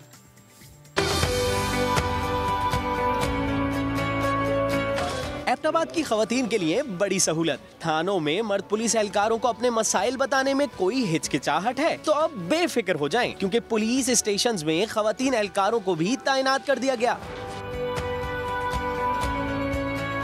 खवातीन पुलिस अफसरान शिकायत सुनकर मसाइल का हल निकालेंगी। मुझे जो बेहतर लगा है कि खवातीन जो आती हैं वो हिचकिचाहट महसूस करती थी, मतलब अपनी बात खुल के बयान नहीं कर सकती थी मेल को, तो वो हमसे अब क्लियरली अपनी बात बता सकती हैं अपने मसाइल को।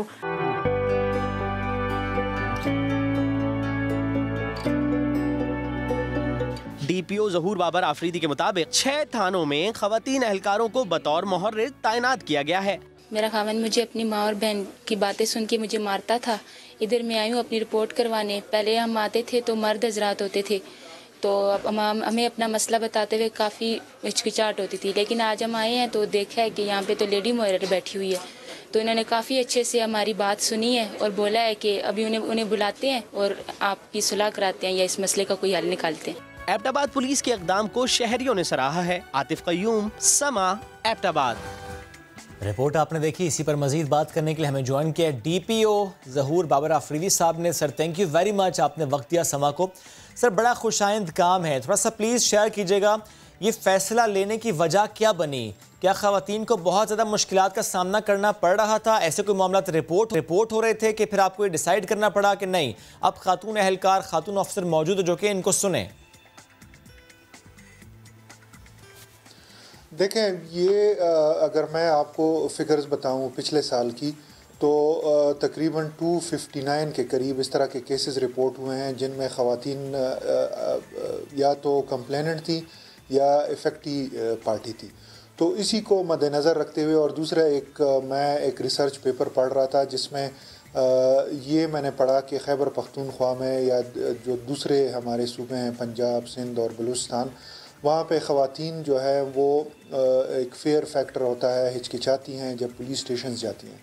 तो उसी को देखते हुए मैंने ये डिसाइड किया कि हमारे जो मेन स्ट्रीम के पुलिस स्टेशंस हैं एबटाबाद के, जिसमें 6 पुलिस स्टेशंस थे, कि वहाँ पे एडिशनल मुहर्रान जो हैं वो लेडी कांस्टेबल्स और हेड कांस्टेबल्स उनको तैनात किया जाए, ताकि ख़वातीन को अगर कोई भी इशू हो, चाहे डोमेस्टिक वायलेंस का हो, जेंडर बेस्ड वायलेंस हो, कोई खुदा न ख्वास्ता रेप का इशू हो, चाइल्ड एब्यूज़ का इस तरह कोई इशू हो, तो ख़वातीन डायरेक्टली पुलिस स्टेशन जा सकें बग़ैर किसी खौफ के।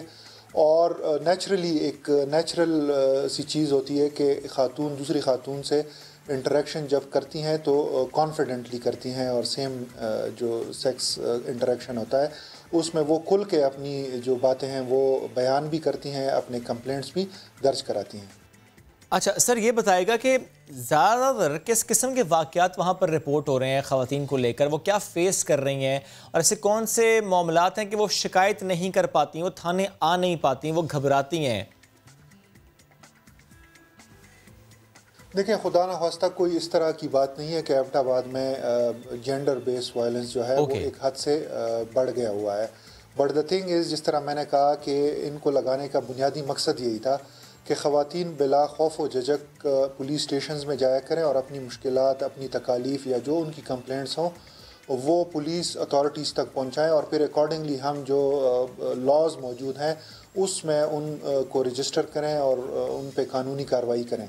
तो अक्सर जो शिकायत पिछले साल का जो मैंने डेटा उठाया हुआ है, तो जेंडर बेस्ड वायलेंस की काफ़ी शिकायत थी। इसके अलावा कुछ ख़वातीन मर्डर हुई, हर्ट के काफ़ी ज़्यादा वो शिकायत थी और केसेस रजिस्टर हुए, तो इसी बेसिस पे ये जो कदम है हमने उठाया है।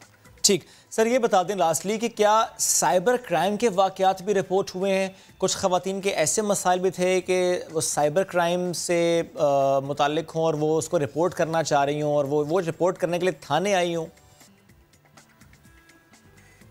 जी बिल्कुल, साइबर क्राइम रिलेटेड वाक़यात में भी जब से ये साइबर विंग की इंफॉर्मेशन सोशल मीडिया के थ्रू और अखबारात के थ्रू, चैनल्स के थ्रू गई हुई है, तो ख़वातीन में ये शऊर आ गया हुआ है कि अगर कोई उनका हैरेसमेंट का इशू है तो वो पुलिस स्टेशन ही फर्स्ट जो उनके जहन में आता है वो पुलिस स्टेशन ही होता है।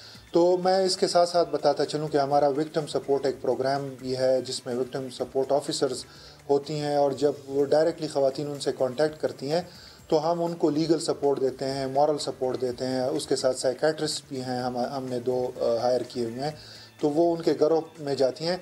और जहाँ तक साइबर क्राइम का है तो वो अकॉर्डिंगली फिर हम साइबर क्राइम उनकी जो एप्लीकेशंस हैं उनकी मावनत करते हैं और FIA का जो साइबर विंग है वहाँ पे उनकी लीगल मावनत के लिए उनको लेके जाते हैं।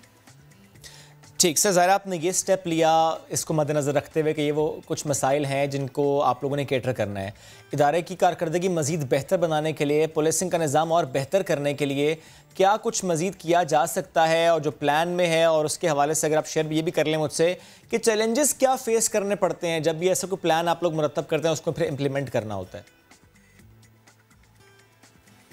देखें, चैलेंजेस काफ़ी ज़्यादा होते हैं। There is always room for improvement. Police बड़ा अच्छा काम कर रही है। जिस तरह मैं आपको अब स्टेटिस्टिकली भी बताऊं और दूसरे एंगल से भी बताऊं तो पॉपुलेशन काफ़ी बढ़ गई है। हमारी लिमिटेशंस, हमारी कैपेसिटी बिल्डिंग के इश्यूज़ हैं, हमारे ट्रेनिंग्स के इश्यूज़ हैं। तो अल्हम्दुलिल्लाह खैबर पख्तूनख्वा में आपको पता है कि हमारे ट्रेनिंग इंस्टीट्यूट्स बन गए, हमारे 6 स्पेशलाइज्ड स्कूल्स बन गए हैं, ट्रैफिक के, IT related, anti riot school हमारा, इंटेलिजेंस स्कूल और एलीट स्कूल।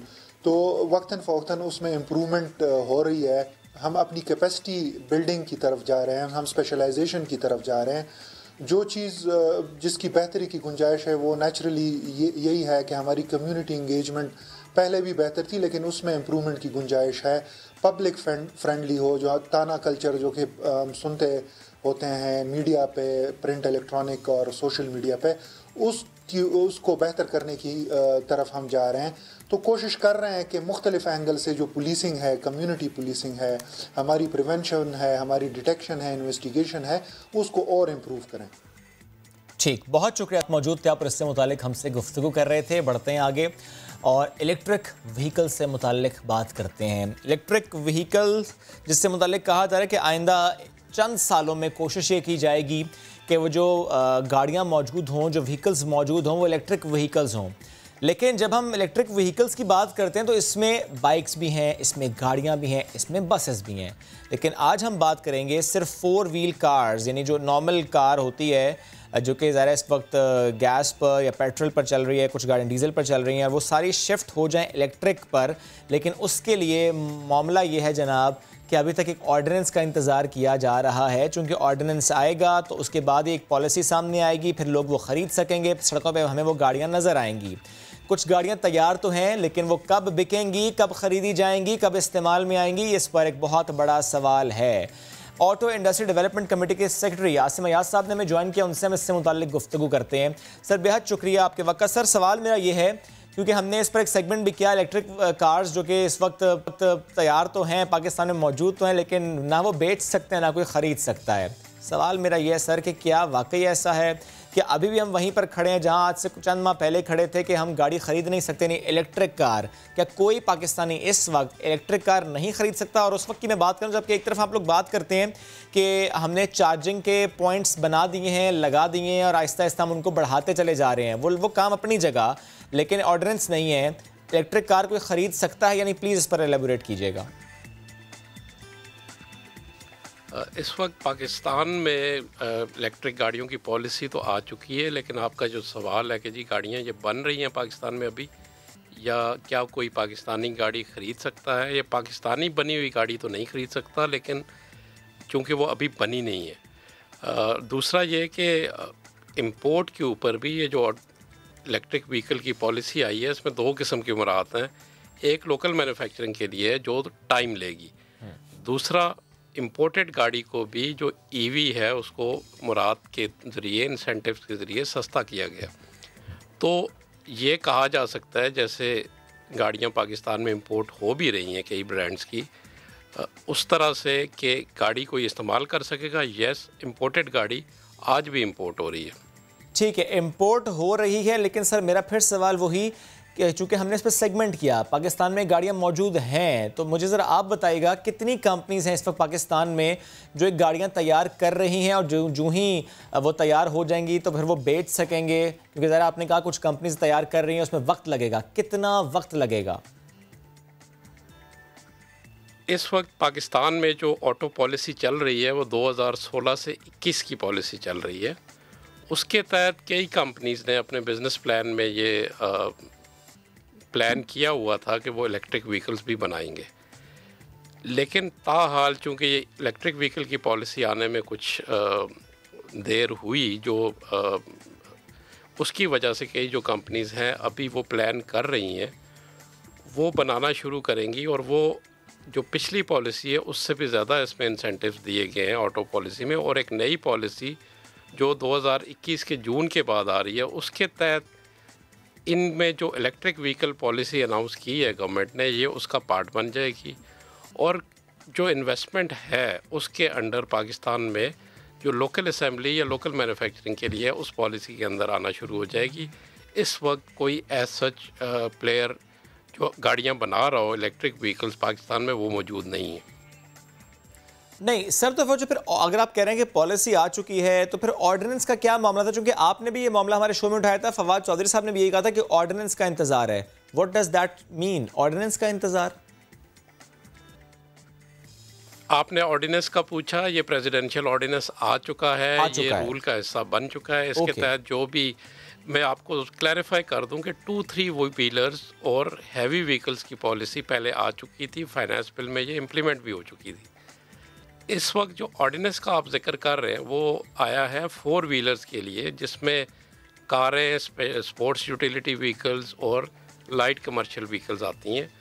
इस पे इसकी भी पॉलिसी अब अनाउंस हो के इम्प्लीमेंट हो चुकी है। अब ये इंतज़ार होगा हमारा कि जो इन्वेस्टमेंट इसमें आए, जिन्होंने प्लान किया हुआ था, उसको एक्चुअलाइज कराया जाए उस इन्वेस्टमेंट को। ओके, यानी ये तो क्लियर कर दिया आपने सर, पॉलिसी आ गई, ऑर्डिनेंस आ गया, जो गाड़ियां तैयार हैं वो बिक सकती हैं, जो गाड़ियां इंपोर्ट हो रही हैं वो यहाँ पर यूज़ हो सकती हैं, जो कंपनीज मौजूद हैं वो इन गाड़ियों पर फोकस करेंगी। लेकिन सवाल अब मेरा ये है सर कि जो नई कंपनीज इसी ऑटो पॉलिसी के तहत पाकिस्तान में आई थी, जिनसे मुतालिक हमने एक एक्सटेंसिव सेगमेंट किया था, जिनका फोकस इस वक्त SUVs पर था, क्या उनके बिजनेस मॉडल में ऐसी बात है, क्या ऐसा कहा गया है कि जो इन्वेस्टमेंट उन्होंने की है उसमें एक हिस्सा या फोकस उनका अब इलेक्ट्रिक कार्स पर भी होगा? नई कंपनीज जो इस वक्त पाकिस्तान में है।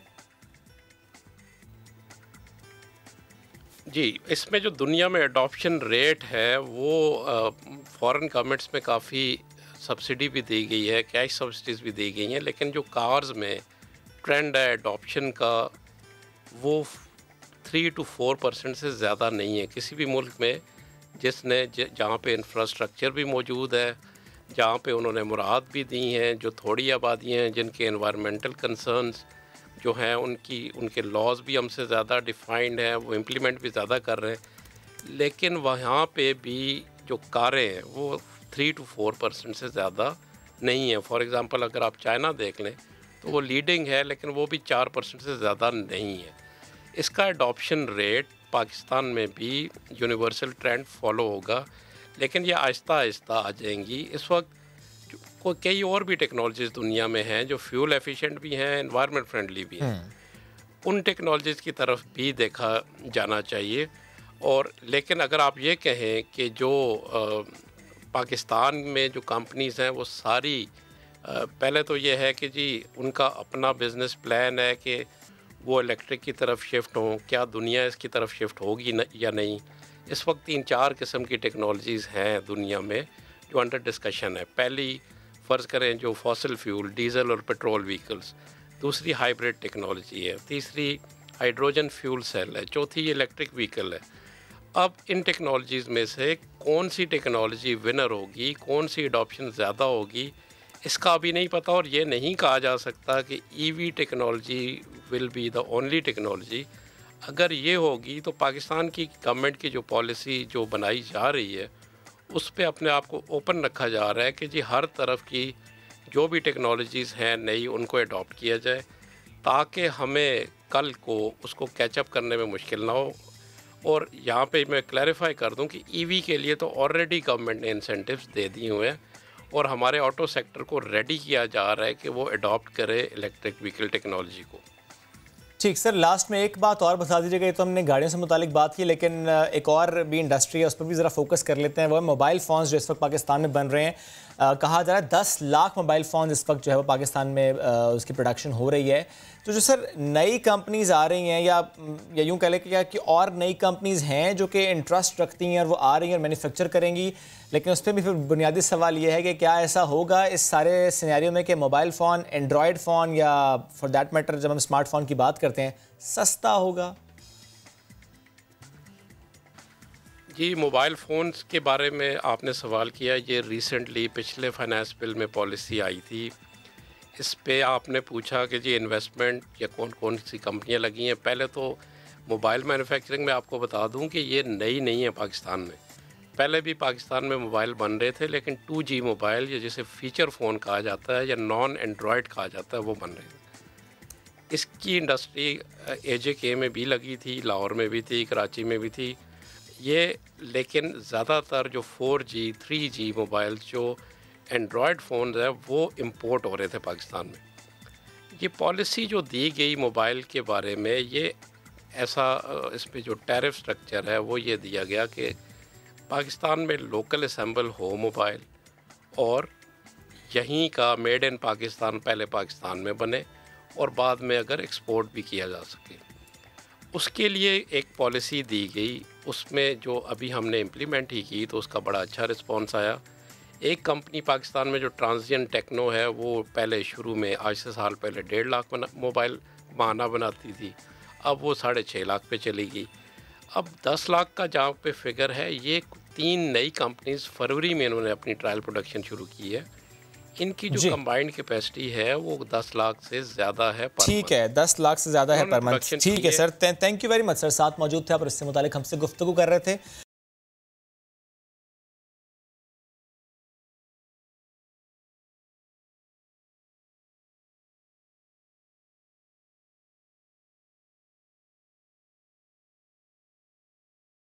बढ़ते हैं आगे, एक और स्टोरी आपके सामने रखते हैं। इस वीकेंड पर इस पर भी बहुत ज़्यादा डिस्कशन हुई। ये मामला रिपोर्ट हुआ हमारे पड़ोस मुल्क भारत से, जहां पर एक मुसलमान बच्चे का जुर्म क्या बना कि मंदिर से पानी क्यों पिया। ये इतना बड़ा जुर्म हो गया कि उस पर तशद्दुद किया गया, फिर पुलिस ने उसे पकड़ लिया। दुनिया की सबसे बड़ी नाम नहाद जमहूरियत और सेकुलर रियासत, यहाँ पर पानी पीना जुर्म बन गया। मोदी के देश में पानी का भी लगता है कि मज़हब है। उत्तर प्रदेश में एक 14 साला मुसलमान लड़के ने मंदिर से पानी क्या पिया कि मंदिर के निगरान ने बेदर्दी से उसे मारा, पीटा और फिर पुलिस के हवाले कर दिया। अफसोसनाक ये वाक़या गाज़ियाबाद के शहर डसना में पेश आया। लड़के ने अपने बाप से कहा, ये कैसा जुल्म है, क्या मुझे इंसाफ मिलेगा? इस 14 साला बच्चे के ये सिर्फ अल्फाज नहीं, ये सिर्फ एक जुमला नहीं, ये सवाल है। और ये सवाल वो बच्चा नहीं कर रहा, ये वहाँ पर बसने वाला हर मुसलमान कर रहा है।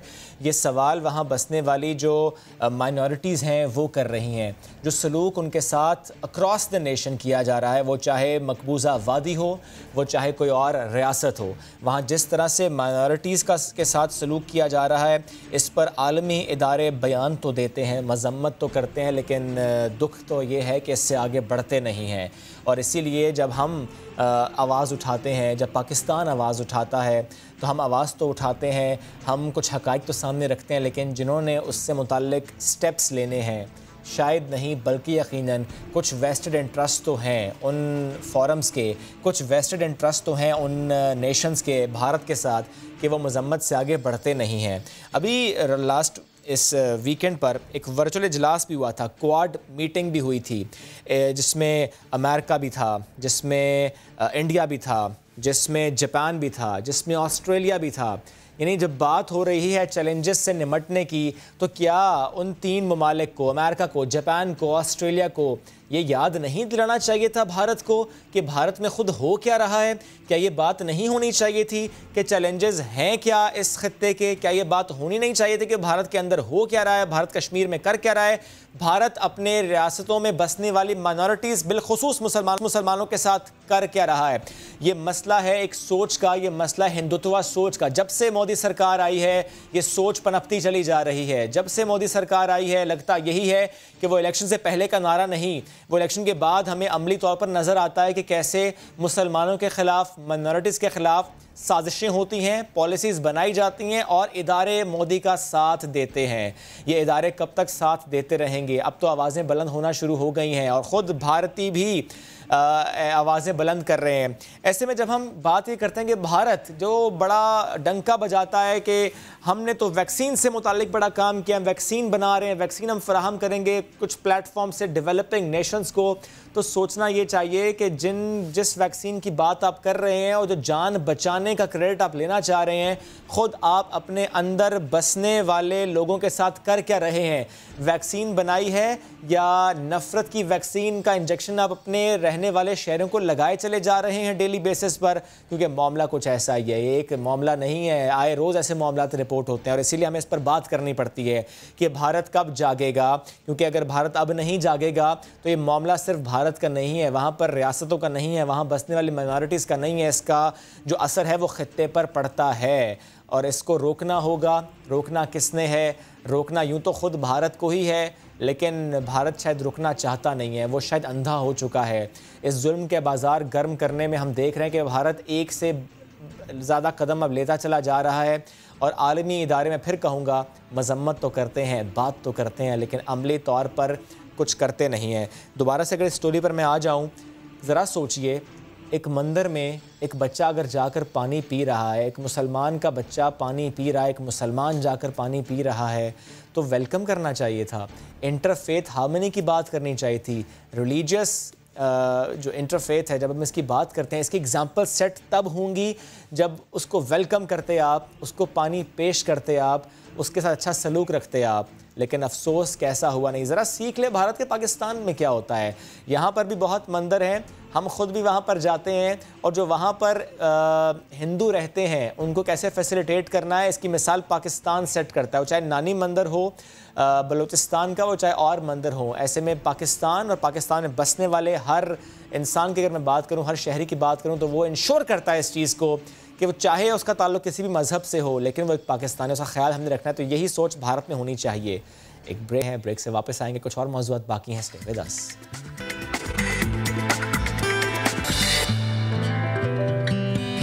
Welcome back. सेनेट चेयरमैन के इंतखाब में पीडीएम को शिकस्त के बाद से स्टॉक मार्केट में तेज़ी देखी जा रही है। स्टॉक एक्सचेंज में कारोबार का आगाज़ आज 500 पॉइंट्स इजाफे से हुआ। 100 इंडेक्स 44,300 पॉइंट्स की सतह अबूर कर गया है।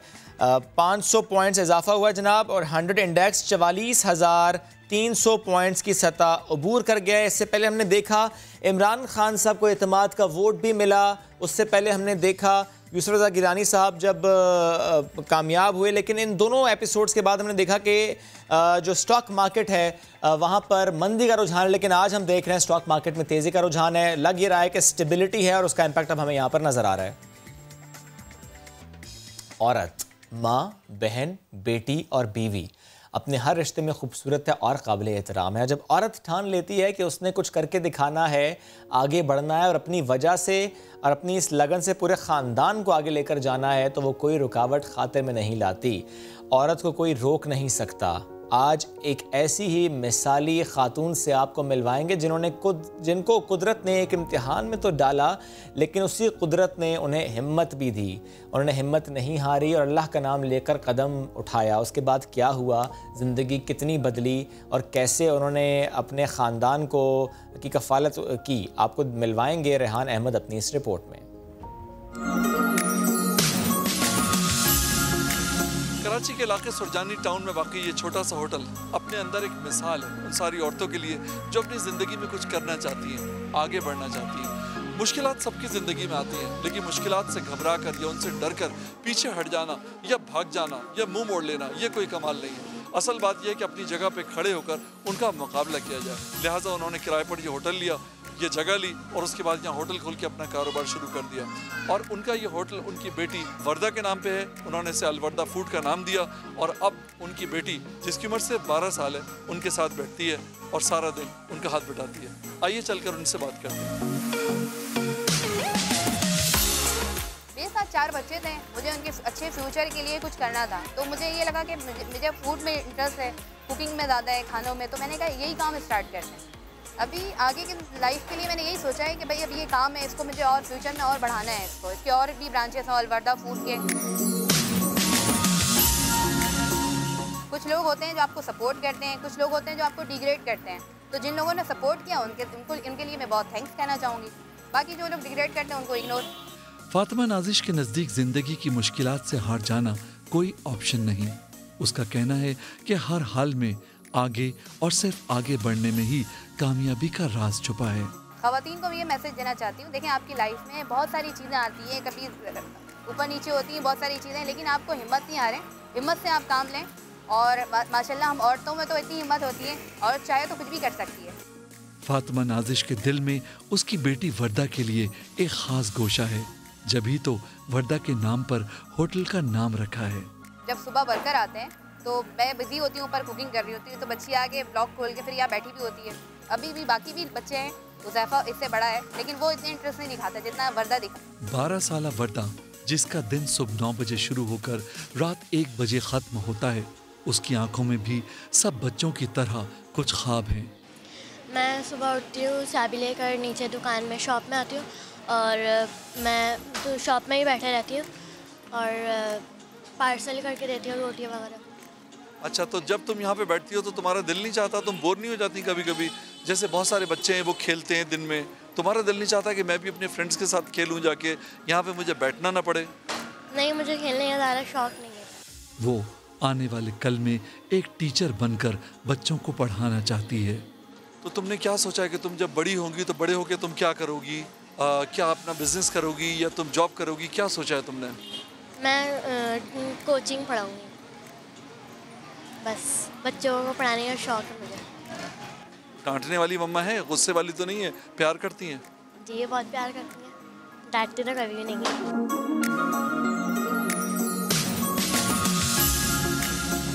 फातिमा नाजिश की ज़िंदगी में जो बात मुझे सबसे ज़्यादा अच्छी लगी वो ये है कि उन्होंने ख़वातीन के आलमी दिन के मौके पे किसी पार्क में खड़े होकर अपनी बेबसी का रोना नहीं रोया, बल्कि उन्होंने अपनी ज़िंदगी में पहला कदम उठाकर अपने आज को बदलने की हिम्मत की।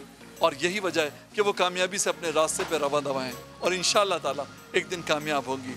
कैमरामैन मोहसिन अली के साथ रेहान अहमद, समा, कराची। देसी और बदेसी खानों का इस्लामाबाद में सजा मेला, अरहम खान ने रिपोर्ट तैयार की, आपको दिखाते हैं। मट्टी की हंडिया में तड़का लगा सरसों का साग, आध मक्खन से तली मकई की खस्ता रोटी, गोश्त खोरों के लिए बारबेक्यू और तवा चिकन भी हाजिर।